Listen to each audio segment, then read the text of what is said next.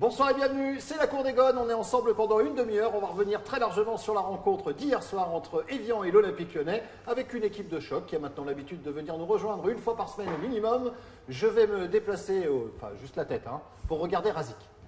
Razik, bonsoir, olympiqueetlyonnais.com. Bonsoir Razik. Bonsoir à tous. Et bienvenue le consultant de ce même site, le camarade Nico Puydebois. Bonsoir Nicolas. Salut Bart. Et bienvenue à toi. Et puis l'invité pendant une demi-heure. Et on a l'habitude de prendre des fous rires ensemble, c'est pour ça qu'on a déjà la banane. Il s'agit du camarade Flo Maurice. Bonsoir Flo. Bonsoir Bart, bonsoir. Vous avez déjà envie de rire Flo, hein? Déjà oui, on va bien rigoler je pense. Il n'y a pas de raison qu'on ne se marre pas de toute façon. On va beaucoup parler de la rencontre d'hier soir, Flo. Mais juste avant, et c'est une habitude dans cette émission, il y a un personnage qui est passionné de football. Un connaisseur. Et puis également, il habite juste à côté, à Villeurbanne. Et son prénom, c'est Lulu. Lulu de Villeurbanne, bonsoir Lulu. Bonsoir.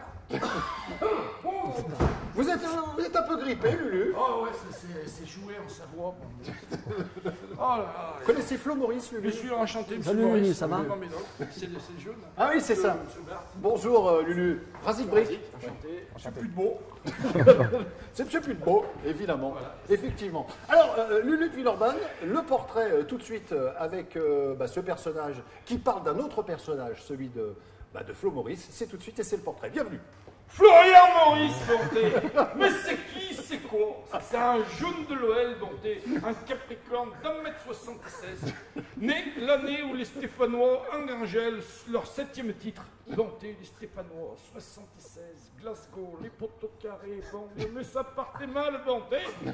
Mais bon, finalement, lui, les pieds, ils n'étaient pas carrés. Alors bon, 144 matchs sur le maillot lyonnais, 50 buts. Donc plus d'un but tous les 3 matchs de 92 à 97 quand même. Quand on évoque son nom entre Rhône et Saône, il a beau avoir joué au PGG, à l'OMM, au Celta Vigo, tout ça, et entre nous, on sait que c'est un gone. Il est né à Sainte-Foy-le-Lion, hein, et allez, voilà, on se rapproche encore de Saint-Machin de la Loire.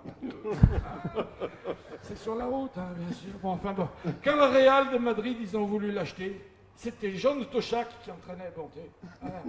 Alors, outre qu'il a joué pour Liverpool, le Toshak, quand ils ont mis une branlée à nos meilleurs ennemis, là. Quel club il a entraîné en France en 2000? Saint-Étienne. Eh ben voilà, bon Dieu, mais Bonté, mais plus tard, c'est qui lui a dit tu vas être dans les 22 et qui finalement lui a mis une pièce au cul? C'est mes jaquets, mon Dieu, c'est son cousin! Oh, il m'énerve, ils lui ont porté l'œil ces machins-là, parce que bon, il a eu une carrière extraordinaire, mais bon Dieu, il a eu, égard à son talent de gone, il aurait pu, en plus de la Coupe de la Ligue, de la Coupe de France, ramener aussi la Coupe du Monde, mon Dieu. Ah, Bonté, comment ça descend plus, machin? Ça m'énerve, c'est des trucs. Voilà, Stéphanois! Merde! Voilà. Ah, ça y est, c'est que ça. J'ai eu peur, mon Dieu. Hein, c'est bon, voilà. Je sentais un peu tendu, Lulu, quand mais même. ça m'a énervé, j'ai failli le jeter, dis donc. Bon, allez. Bon, il n'a pas été épargné par les blessures. Hein. Il s'est cassé le tendon d'Achille, Bichette. Et c'est tellement qu'il s'est cassé le tendon d'Achille qu'il a inventé un mot. Il est le seul du monde entier à s'être rupturé le tendon d'Achille. Alors, il a commenté les matchs de l'OL où on sentait bien qu'il avait quasiment le même sens de la mesure que son illustre prédécesseur au poste d'avant-centre au micro. J'ai nommé Bernard Lacombe. Pas chauvin pour un rat. Hein, non, rien du tout. On pourrait penser qu'il est un peu noir en rapport aux blessures, parce que bon, si on le passe au marbre, vous voyez, on ne peut pas le revendre dans l'état parce qu'il n'est pas tout d'origine. Bon, maintenant, le recrutement à l'OL, bon, un peu toujours comme M. Bernard, mais lui, il est arrivé après la folie. Si vous voulez, avant, ça recrutait à grands coups de millions, et puis les joueurs efficaces, attention, les Keita, les bouts de merde, les Macounes, les Courcus. Oh, mais lui, maintenant, s'il voit un joueur qui lui plaît, il doit lui-même faire l'avance. Il est toujours champion du monde en titre des fous rires, aux larmes, sur l'OL Télé. Florian Maurice, bienvenue dans la Cour des Gones. Bravo, Lulu. C'est vrai que c'est plus dur de recruter aujourd'hui qu'à une époque, mais les temps ont changé, c'est comme ça, Flo. Ouais, les temps ont changé. Après, le travail reste le même malgré tout, parce qu'il faut quand même dénicher des joueurs qui ont du talent. Malheureusement, aujourd'hui, on va dire qu'on a moins de sous pour recruter.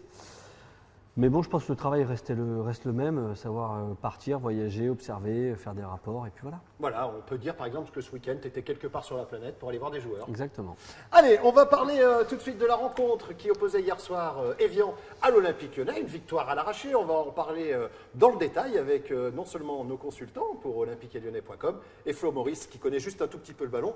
On va juste démarrer par le 11 de départ, ça me paraît logique. Est-ce que quand vous avez vu ce 11 de départ, messieurs, vous étiez surpris ou au contraire, c'était d'une logique absolue? Allez, Razik. Logique absolue pour moi, je l'avais souhaité en tout cas, le positionnement de Nabil Fekir en 10, la titularisation de Yacine Benzia par rapport à la prestation, de toute façon Mohamed Yattara n'avait pas été dans le groupe, par rapport à la prestation de Yattara, par rapport à la prestation d'Engie, moi j'étais favorable, justement je l'avais dit lorsque Sidnego vous était notre invité, lundi dernier, que je souhaitais la titularisation de Yacine Benzia associé à Alexandre Lacazette. Donc j'ai pas été surpris par ce 11 au départ. Ouais, après non, ça paraît logique, après il a remis Steve Malbranck au milieu pour être un peu relayeur. Benzia, par rapport à sa rentrée, méritait certainement d'être titulaire pour ce match-là. On sait que Nabil Fekir est très bon en numéro 10 et pour moi c'est là où il est le meilleur, même si c'est un très bon finisseur. Donc dans l'ensemble, voilà, après la rentrée de Dabo à la place de Corentin Tolisso à gauche pour remplacer Bédimo au repos. Donc seule un peu interrogation pour moi, c'est Mohamed Yattara qui n'est pas du tout dans le groupe, qui est sorti comme ça, il est rentré, il repart, il revient. Quand même, ça ressemble à une sanction. Ça ressemble à une sanction. Pour moi, c'est un peu difficile parce que bon, il a pas été très bon, c'est vrai, mais enfin voilà, je trouve que c'est un peu dur. Est-ce qu'on peut considérer qu'un joueur comme Yattara pas dans le groupe, c'est une sanction parce que le coach a décidé que voilà. Non, je pense que simplement je sais pas si on peut appeler ça une sanction. Disons que c'est les choix de l'entraîneur. C'était. Même pas sur la feuille. Oui, ouais, après sur le banc, quand tu joues à l'extérieur, forcément, est-ce que tu emmènes 2 ou 3 remplaçants avec un peu le même profil? NJ était sur le banc. Voilà, c'est un choix du coach. C'est pas facile à encaisser pour le joueur, ça on le conçoit. Je ne crois pas que ce soit une sanction vis-à-vis du match qu'il a fait. Certes, il a eu des difficultés face à Reims. Mais il faut dire que ça faisait très longtemps qu'il n'avait pas joué. L'équipe non plus n'a pas forcément fait une super mi-temps quand il était sur le terrain. Donc c'est difficile pour lui de le juger sur ce match-là. Après, les choix de l'entraîneur, on dit toujours qu'il faut les respecter, même si ce n'est pas facile pour lui. Ça va quand même commencer à devenir difficile mentalement pour lui de se remobiliser, de se remettre à faire des efforts. Enfin, il y a des vraies questions qui vont se poser par rapport à certains. Nico, c'est quand même un joueur qui a une vingtaine d'années, je ne sais pas exactement. Je comprends, mais tu vois, il y a un moment où on a fait le forcing. Un grand joueur, on a fait forcing grâce à son mental, qui est capable d'accepter une sanction comme celle-ci et de revenir. D'accord, tout à fait. Je suis d'accord. C'est là qu'on voit les joueurs de très haut niveau. N'empêche qu'on a fait le forcing en début de saison pour le garder, en lui donnant des garanties sur le temps de jeu qu'il pouvait avoir. Et aujourd'hui, il est. Il a quand même joué. Il a joué beaucoup de matchs de Coupe d'Europe, il a joué le début de saison dans une période où l'équipe. Ce que je veux dire, c'est c'est intéressant. Moi, en tant que joueur, pas tous en même temps. Moi, en tant que joueur, j'aurais pris ça comme une sanction et c'est délicat après de revenir mentalement à cette période de l'année. Je pense qu'il va peut-être avoir des velléités de départ au moment du mercato. Ouais. Et donc, on en parlera du mercato avant la fin de cette émission. Et donc, ça veut dire qu'il faut accepter. C'est-à-dire que si un joueur, par exemple, va bouder parce que justement, il n'est pas quelque part, il est mis de côté, on va le jouer, c'est pas. Mais on est où Dans ce cas-là, ils vont tous venir taper à la porte du coach. Ça, c'est discours facile. C'est discours facile de ceux qui ne jouent pas, qui observent. Quand tu es dans un groupe, que tu t'entraînes, que tu fais les efforts et que tu n'es pas vraiment récompensé, même si tu n'es pas très bon, on est bien d'accord, à un moment donné, tu es aussi en droit d'espérer autre chose, surtout quand on a fait le forcing pour te garder alors que tu avais d'autres possibilités. Je ne suis pas d'accord avec toi parce que justement, de l'extérieur, on pourrait penser ça. Mais venant d'un mec qui a joué dans un club et dans une équipe professionnelle, tu n'as pas le droit de réagir comme ça. Exactement. De l'extérieur, aujourd'hui, oui, un supporter lambda, il pourrait dire ouais, Yattara, il est carré. Mais toi qui as joué, aujourd'hui, tu ne peux pas dire, pour l'unité du groupe, tu ne peux pas dire non, le mec pour il l'unité joue du pas, groupe, d'accord, pas de souci, Flo. Il joue pas et donc en janvier, je me barre parce que je joue pas. Pas de problème, Nico, n'empêche que ce ne après, serait pas le premier à le faire. Et par rapport au contexte et de la manière dont s'est déroulé le mercato d'été, je pense qu'on a fait le forcing pour le garder. On lui a fait miroiter certaines choses qui aujourd'hui il a pas. Non, c'est pas vrai, mais t'as pas le droit de dire ça. Écoutez, c'est mon point de vue. Non, mais soit tu as des éléments tangibles, tu me dis. Hubert Fournier a tenu tel discours à Mohamed Yattara, lui a promis de jouer tant de matchs. Et là, moi je suis d'accord, c'est pas ça. On a dit Mohamed Yattara, c'était dire on croit en tes capacités. On va pas faire l'émission sur Yattara. Non, mais on croit. Oui, mais c'est incroyable de pouvoir te dire ça. Enfin, moi c'est vrai que je suis surpris, Nico, parce que tu es un ancien joueur. C'est trop facile, surtout avec cette jeune génération. À partir du moment où ces joueurs ne jouent pas ou quelque part on leur dit va peu en CFA, trop faire la Tu l'as surprise, vu avec etc. d'autres. Vas-y, tu fais des. Oui, mais je ne l'accepte pas. Vas-y. Oui, Mesdames, mais je messieurs, l'accepte Rivoire pas. et Carré. Non, mais je vois ça. Je l'accepte pas. Je n'accepte pas ce football que je ne veux plus voir. Il y en a ras le T'es bol le de premier ces à joueurs. faire. Il y en a ras le bol de ces joueurs. D'accord. T'es Je le fais premier des à faire des papiers sur Balouli et ce genre de choses qui sont pas contents d'être en CFA et qui tout. mériteraient peut-être Faux. d'être dans le groupe. Faux. Et aujourd'hui, Faux. tu dis la chose contraire. Faux. Je fais Ce des sera sa phrase sur notre débat. Bart. Non, faux. Je fais des portraits de jeunes et je le revendique. Je fais des portraits de jeunes, pas de tous les jeunes, de certains jeunes qui ont du talent, tout en disant maintenant il va falloir bosser, etc. Je présente ces joueurs et c'est après c'est à l'entraîneur en place de se Pourquoi décider vous prenez pas la part Non, mais c'est important parce que c'est choquant parce qu'en fait Pour éviter les scènes c'est de choquant. ménage. Non, mais c'est choquant parce que moi, Pour les Diatara, voisins. je n'ai rien contre lui. Il va peut-être revenir, je l'espère pour l'Olympique Lyonnais, je l'espère pour lui. Mais je trouve trop facile qu'un joueur, parce qu'on lui dit, mon coco, peut-être que pour X ou Y Ah, mais raison, aujourd'hui, il a choix rien dit. tactique, C'est moi etc. qui pense ça. Ouais, mais Aujourd'hui, il a rien dit. Ouais, mais tu peux pas l'accepter. Allez, Nico. Tu on peux pas arrête l'accepter. ce débat. On va continuer de parler de la rencontre. Pas de manière aussi précise, parce que là on parlait d'un joueur en particulier, mais de manière globale.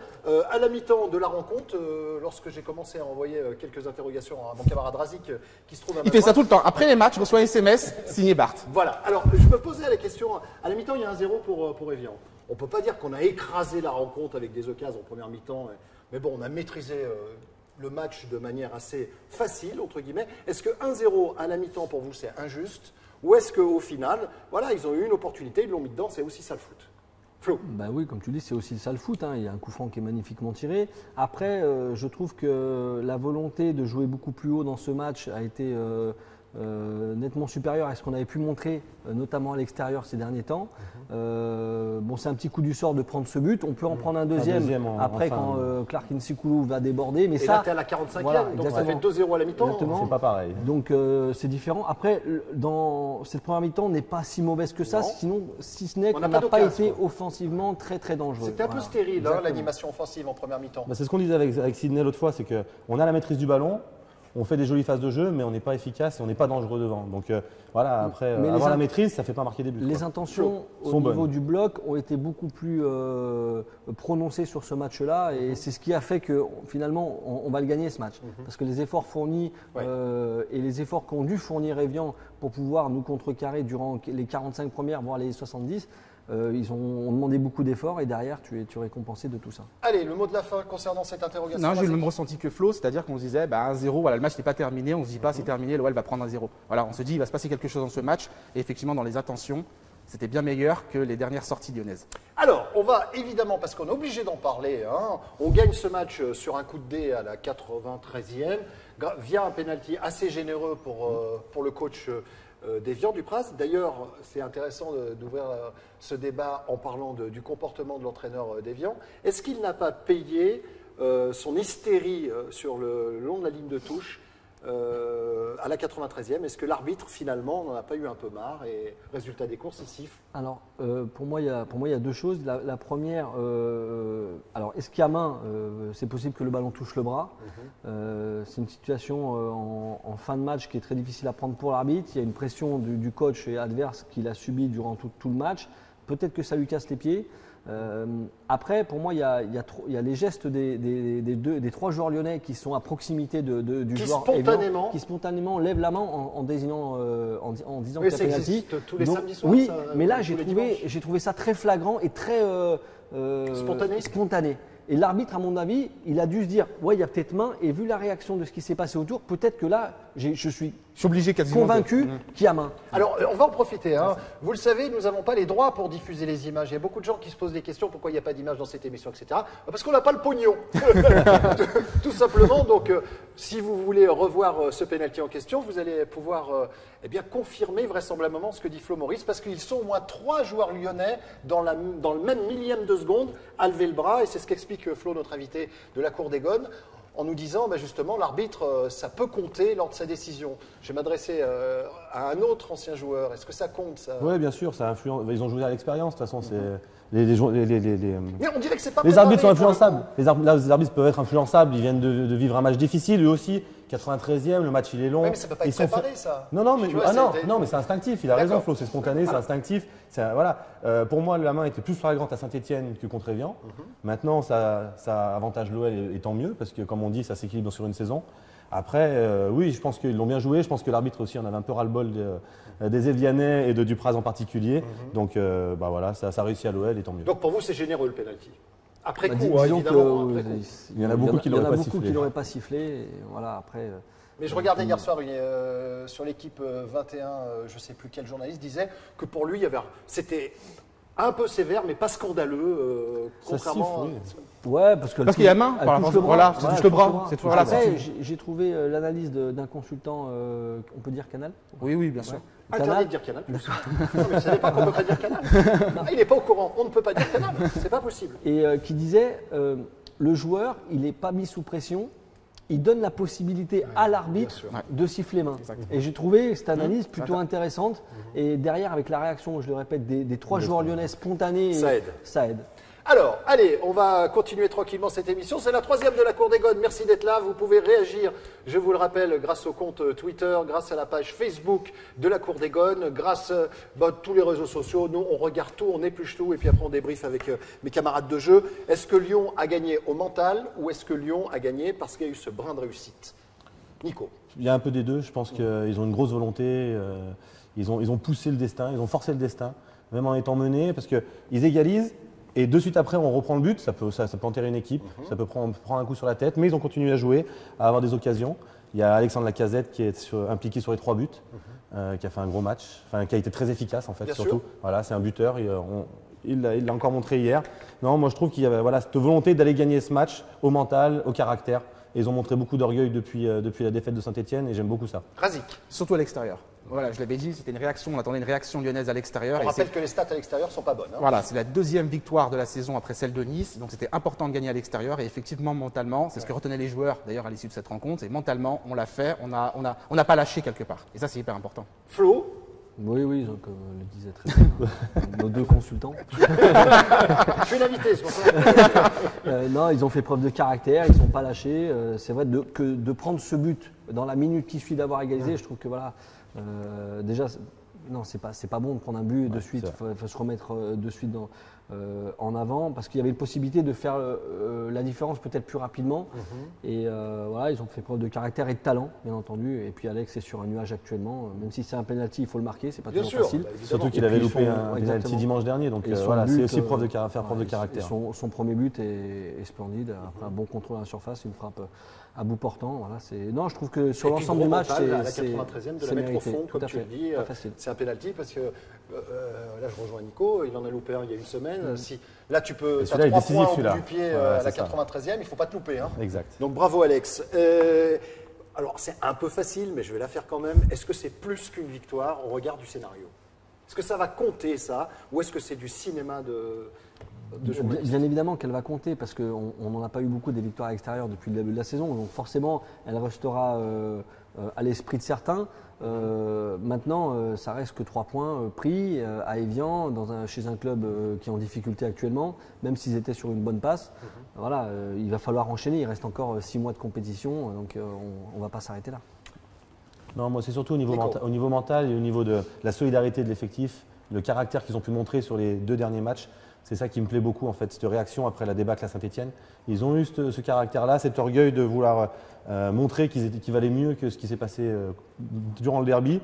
Et on en parlait dans les autres émissions, on voulait 6 points sur 6, ils l'ont fait. Ils ont gagné encore une fois à l'extérieur et c'est ça qui était important parce qu'on sait très bien que c'est à l'extérieur qu'on va gagner. Parce qu'on ne va pas gagner tous les matchs à Gerland et donc du coup, il va falloir aller chercher des points à l'extérieur, ils l'ont fait. Razik. Oui, il va falloir surtout bien terminer cette première partie de saison. On rappelle qu'il y a un calendrier qui n'est pas simple. C'est ça, c'est exactement ça. Et que là, voilà, il reste Caen, il y a Monaco, il y a Bordeaux. Donc voilà, c'est surtout, pareil, c'est peut-être une facilité de dire ça, mais c'est comment Lyon va pouvoir enchaîner et on fera un mi-bilan en janvier.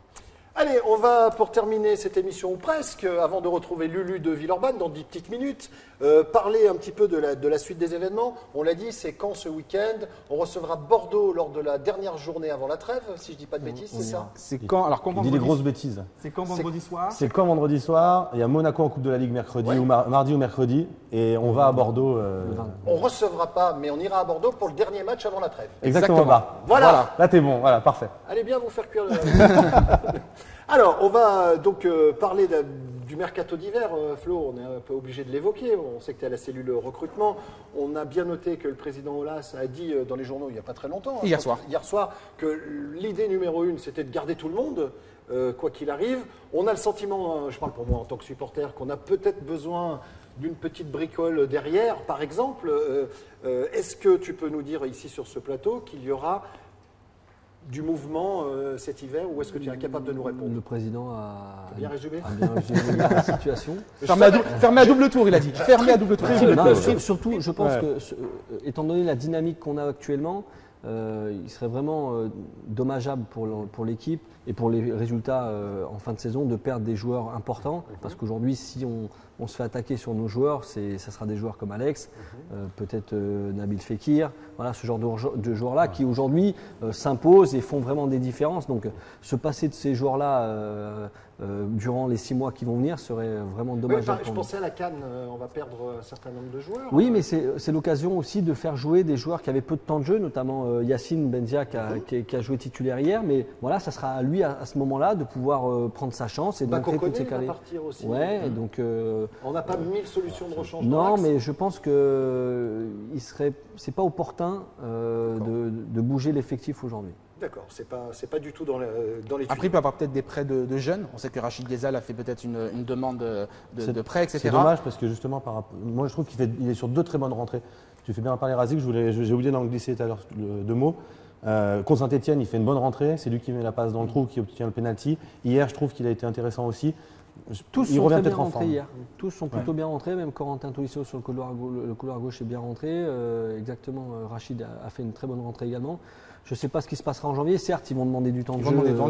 C'est logique. Mais la priorité reste au club. Et si on a besoin de lui encore et qu'il continue à faire ce genre de rentrée, il sera peut-être amené à un moment donné à jouer un peu plus. Donc c'est à réfléchir. Il peut peut-être profiter justement du mercato. Il peut justement peut-être profiter de la CAN et des bonnes rentrées qu'il fait actuellement pour changer dans l'esprit du coach et essayer d'avoir un peu plus de temps de jeu parce que je le trouve très intéressant en ce moment. Et puis il y a le cas d'Annick également qui a disparu de la circulation. Complètement.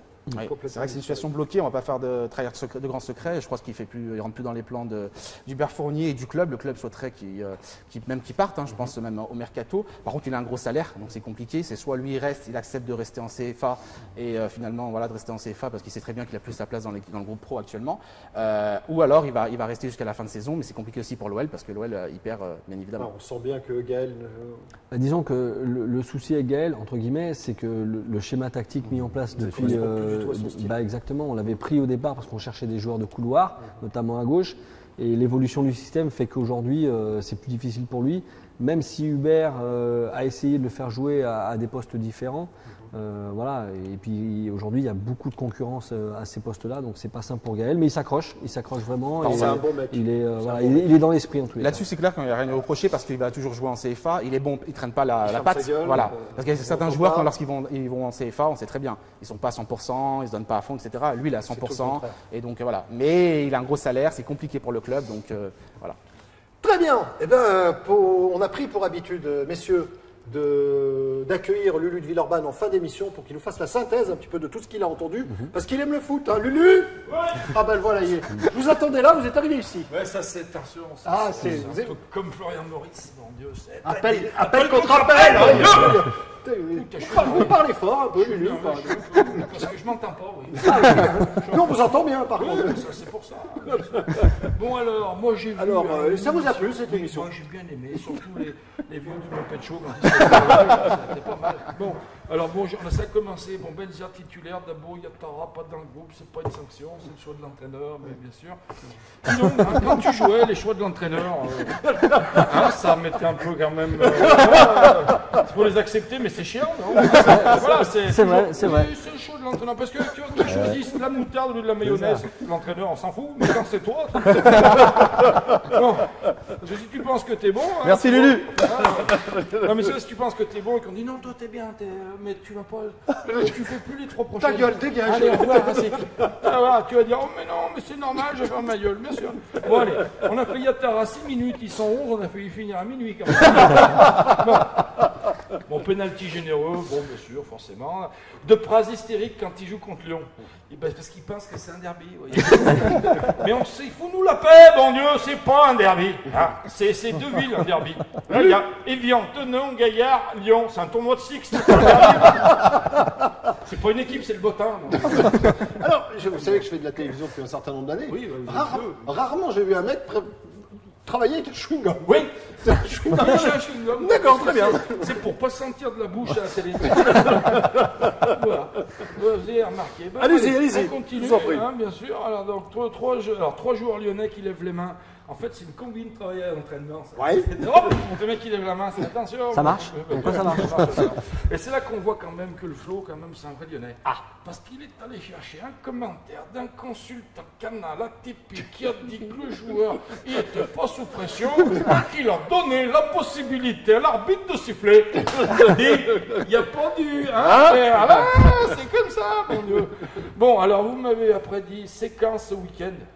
Bon, personne n'a répondu. Pardon, j'ai pas compris la vanne. Bah oui, c'est quand. C'est quand Ah oui, d'accord. Ah oui. Oui, voilà. Bon, je fais l'autre aussi. C'est quand vendredi soir? Bah si c'est vendredi soir, c'est vendredi soir. Très bien, très Voilà. bien. Bon, bah, ça c'est fait. Et puis, pour terminer, bon, le Kabako connaît, il va partir. Je crois que c'était déjà fait. Allez, au revoir. Bravo Lulu. Allez, ce sera la dernière intervention de cette émission. On vous l'a dit il y a un instant, hein, vous pouvez réagir grâce à la page Facebook de la Cour des Gones et puis également via Twitter ou sur le compte de Razik, sur le compte de Nico Puytebois ou sur le mien ou sur celui de Michel Bernini. Parce qu'il faut savoir que Lulu de Villeurbanne, c'est Michel Bernini, le directeur de ce théâtre, qui a la gentillesse de nous accueillir une fois par semaine au minimum et gratos. Et en plus, il paye à boire. Mais le type est fou, c'est ça le problème. Merci beaucoup mon Flo, j'espère que tu as passé un bon moment. Très sympa. Et puis on te donne rendez-vous, tu reviens nous voir dans 3 à 4 mois, ça te va? Avec plaisir. Eh ben c'est très gentil. Nous, on se retrouve, ça c'est sûr, lundi prochain, après la rencontre entre Caen et l'Olympique Lyonnais. Passez une excellente soirée si vous regardez cette émission le soir. Une bonne journée si vous la regardez le matin, c'est l'avantage d'Internet. Merci Nico, merci Razik, merci Flo, passez plein de bonnes choses à vous. Et surtout, n'oubliez jamais, l'Olympique Lyonnais, c'est une formidable raison d'être heureux, où qu'on soit. Ciao.